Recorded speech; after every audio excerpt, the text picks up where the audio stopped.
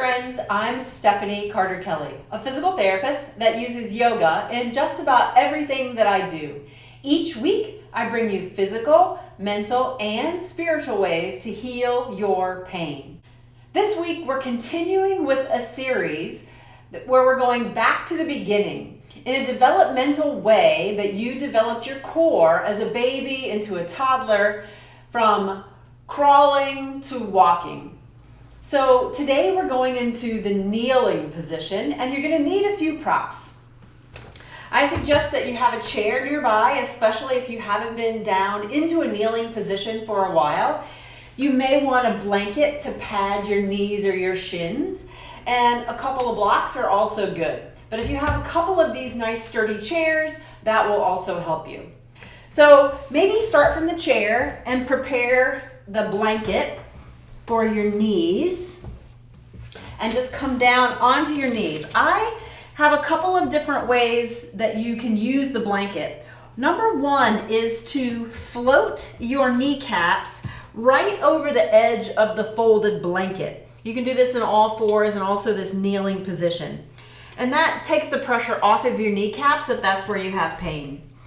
If you have more of a scar or some tenderness along the front of the shin, you can also take the blanket and put your whole shin right in the center of it. But you're going to come down to this kneeling position. Left leg is down first, right leg is out in front of you.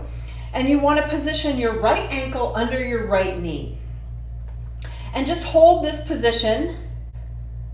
You want to look and see where the inside edge of your right foot is in comparison to the inside edge of your left thigh. The closer that those two are together, the more unstable you're going to be. The farther away that they are, the more stable that you're going to be. So the more unstable that you are, the more you're going to have to work your core.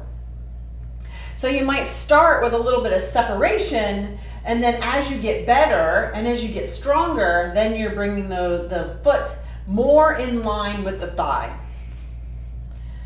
And so find this position, and you want to engage the lower belly up and in, belly button in towards the spine. Draw that tailbone down by contracting your left glute. And just hold this position. You can have your hand on the chair for support, but once you feel like you're stable in this position, just bring your right hand to your right leg and hold this position. Maybe you feel some stretching here. Maybe you feel some fatigue starting in the core or in your hip. You want to try to keep the action in the glute rather than in the hamstring. So think about really squeezing that muscle. And as you progress, or maybe you're okay in this position, you want to take your left arm overhead. If you look up, it's going to make it even more difficult. So you just look up towards your fingers, or just follow your eyes up the wall, maybe to the ceiling. And just breathe all the way into the rib cage and down into the core.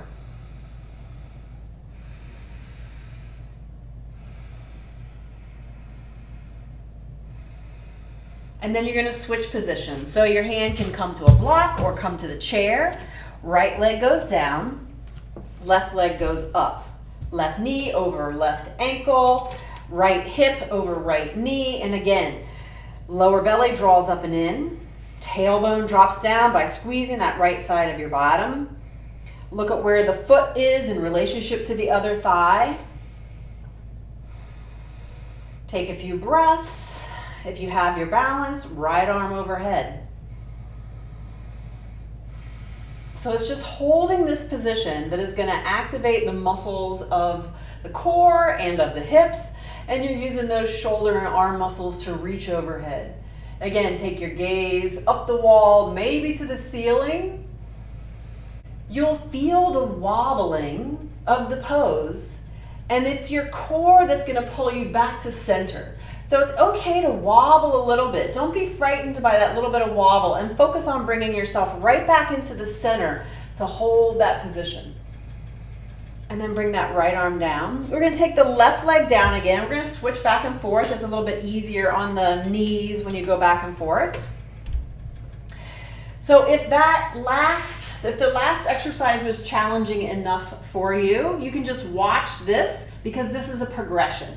We're gonna perturb the balance a little bit by changing our eyesight, our vision, and changing our arm position. So again, find this position, lower belly draws up and in, tailbone drops down, tighten through that left side of the bottom. Maybe you can take both arms overhead, gaze overhead. That's a progression for a couple of breaths. And then hands on the hip, and just look to your left and look to your right. Maybe float your hand over top of the chair in case you lose your balance. But just go back and forth, looking to the left and looking to the right. That will make your balance a little bit wobbly. And now you're going to reach with your hand, right hand up into the left, down into the right. Up into the left, your eyes are following the hand, down into the right. And so it gets even more difficult when you begin to then add movement on top of this position. It's okay to lose your balance a little bit. That might be why you want the two chairs here. And again, this is a progression.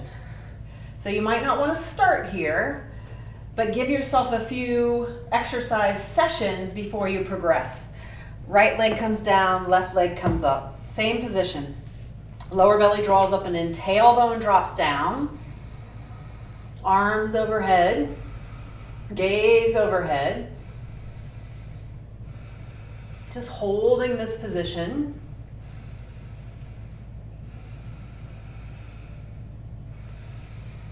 Hands to your waist, and then again looking to the left, looking to the right, looking to the left. Just let your upper back move a little bit. It doesn't have to be all head and neck. You can pull and draw your shoulder back just to get some rotation. And then you want to take the left hand up into the right, down into the left. I caught myself. And so you might want to hover that right hand over the chair or over a block. You could also have a block in that position, fingertips to the block. You want to challenge yourself as much as possible, but you don't want to fall over. So hover your hand for safety. If you feel too much pressure on your knee, you can always stop and adjust. And you might notice that one side is easier than the other. We're going to switch again. Left leg comes down, right leg comes up. The blocks are going to go out in front of you now. You can move that left knee back a little bit. Right foot forward. You're bringing more separation between the sides. And you're going to shift your weight forward. Let your right knee come out over your right toes. Your hips move forward and drop down toward the floor, keeping the weight of your body on your hands, supporting this position to just stretch or find some mobility in your ankle, your right knee, your right hip. Maybe you feel it on the front of your left hip. You want to feel supported on your hands, so don't be hanging in this position. Take the blocks to whatever position you need. If this is too deep of a stretch, you can always just keep your arms on the chair if you want to hold on to two chairs and just lean forward that way. But let your chin drop to your chest. The chest is lifted through the support of the arms, but just let your chin drop, bowing your head.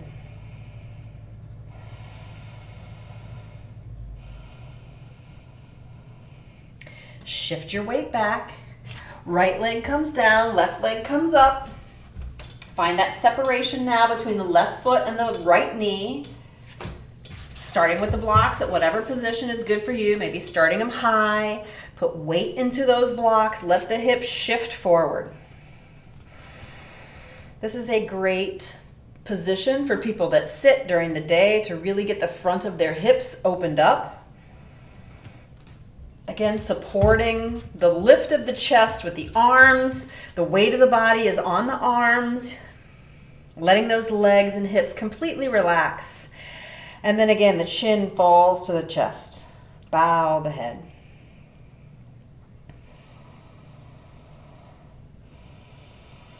nice big breaths in this deep stretching position.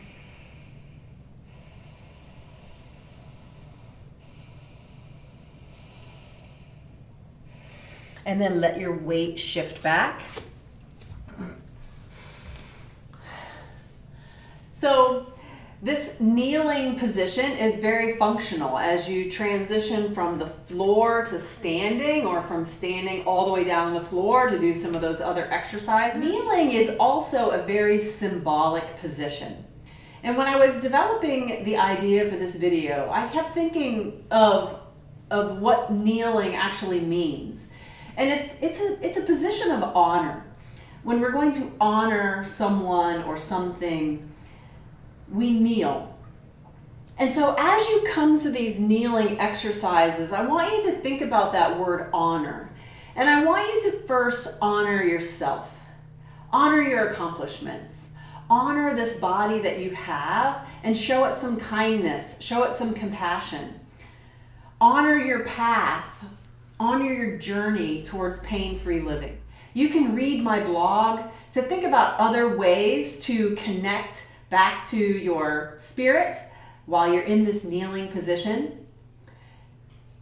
If you like this video, share it with a friend. Subscribe to my channel and tap the bell so that each week you get a notification about another video that I produce.